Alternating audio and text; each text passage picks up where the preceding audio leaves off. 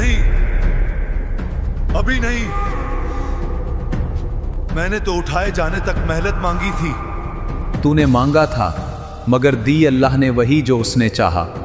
हर जान को मौत का मजा चखना है, और तू भी।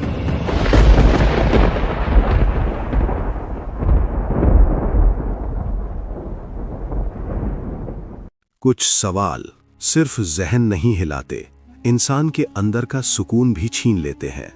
आज का सवाल भी ऐसा ही है। शैतान, इब्लीस, जिसे मोहलत मिली, आखिर उसकी रूह कैसे कब्ज की जाएगी? वो जिसने सदियों तक इंसान को ये कहकर बहकाया अभी वक्त है, उसके लिए भी एक घड़ी लिखी जा चुकी है, एक मुकर्ररा घड़ी। कुरान बताता है कि इब्लीस ने कहा, ऐ मेरे रब, मुझे उस दिन तक मेहलत दे जब लोग दोबारा उठाए जाएंगे।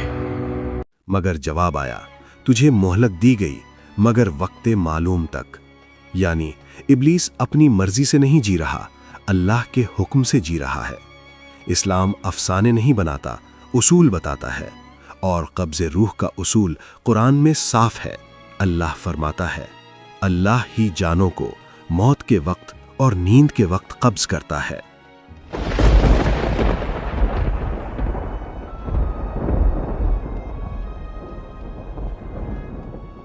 और फिर वाज़े किया, कह दीजिए तुम्हारी रूह फरिश्ते मौत कब्ज करेगा जो तुम पर मुकर्रर किया गया है। यानी हुक्म अल्लाह का और कब्ज फरिश्ते मौत के जरिए। और कानून आम, हर जान ने मौत का मजा चखना है। हर जान, इसमें जिन्नात भी शामिल हैं और इब्लीस भी। इब्लीस का सबसे बड़ा धोखा यही था कि वो समझा, मैं बच जाऊंगा, मैं टल जाऊंगा, मैं नहीं पकड़ा जाऊंगा। मैंने उन्हें बुलाया, वो आए। मैंने रास्ते सजाए, वो चले। मैंने उनके गुनाह को खूबसूरत बनाया, वो खुश हुए। लेकिन फिर वो दिन आता है जब फैसला हो चुका होता है, और कुरान कहता है उस वक्त शैतान अपने पैरोकारों से खुद कहेगा, अल्लाह ने तुमसे सच्चा वादा किया था और मैंने भी वादा किया, मगर मैंने खिलाफ किया। मेरा तुम पर कोई जोर ना था, मैंने तो बस तुम्हें बुलाया और तुमने मान लिया। लिहाजा मुझे मलामत न करो, खुद को मलामत करो। ये जुमले इब्लीस की सबसे बड़ी शिकस्त हैं। मैंने सिर्फ बुलाया था, फिर वो क्यों आए? मैंने हाथ तो नहीं पकड़ा। कुरान ने इब्लीस की मोहलत की आखिरी हद बता दी, वक्त मालूम। ये वक्त क्या है? कुरान ने इसकी दकीक तारीख नहीं बताई, क्योंकि असल मकसद तारीख नहीं, सबक है। इब्लीस की जिंदगी भी हद में है। वो खुद को हमेशा समझता रहा, मगर वो भी फानी है। फरिश्ता-ए मौत, वो जिसका जिक्र कुरान में आया, वो किसी से नफरत की बुनियाद पर नहीं आता, वो हुक्म इलाही पर आता है। इब्लीस, तेरी मेहनत पूरी हो गई। ये वही लम्हा है, वक्ते मालूम। नहीं, अभी नहीं। मैंने तो उठाए जाने तक मेहनत मांगी थी। और यही वो मकाम है जहां कुरान का फर्क खुलता है। इब्लीस ने कयामत तक मांगा, मगर अल्लाह ने फरमाया वक्ते मालूम तक। तूने मांगा था, मगर दी अल्लाह ने वही जो उसने चाहा।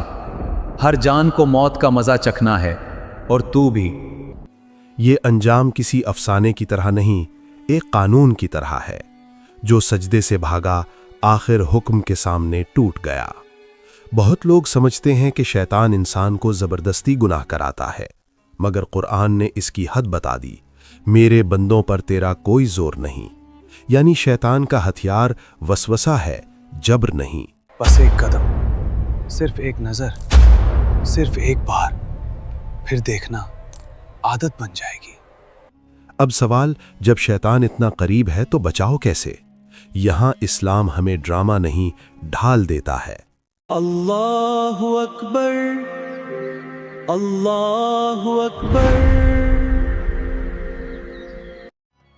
नबी सल्लल्लाहु अलैहि वसल्लम ने फरमाया कि जब अजान होती है तो शैतान पीठ फेर कर भागता है। अजान सिर्फ आवाज नहीं, ये ऐलान है कि ये जमीन अल्लाह की है। आयतुल कुर्सी, صحیح بخاری میں واقعہ ہے کہ صدقہ کی حفاظت کے دوران شیطان نے بتایا، سونے سے پہلے آیت الکرسی پڑھ لو، اللہ کی طرف سے محافظ مقرر ہوگا اور شیطان قریب نہیں آئے گا۔ اور نبی صلی اللہ علیہ وسلم نے فرمایا، اس نے سچ کہا حالانکہ وہ جھوٹا ہے۔ ہاں، آیت الکرسی یہ وہ دیوار ہے جسے میں پار نہیں کر سکتا۔ شیطان کی روح کیسے قبض ہوگی؟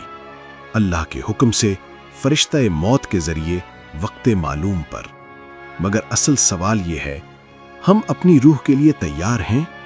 کیونکہ جس دن فیصلہ ہو گیا، ابلیس کہے گا کہ میں نے تو بس بلایا تھا، تم آئے کیوں؟ وقت معلوم اس کا بھی آئے گا اور ہمارا بھی۔ فرق صرف یہ ہے، ہم آج کس کی سنتے ہیں، رب کی یا وسوسے کی؟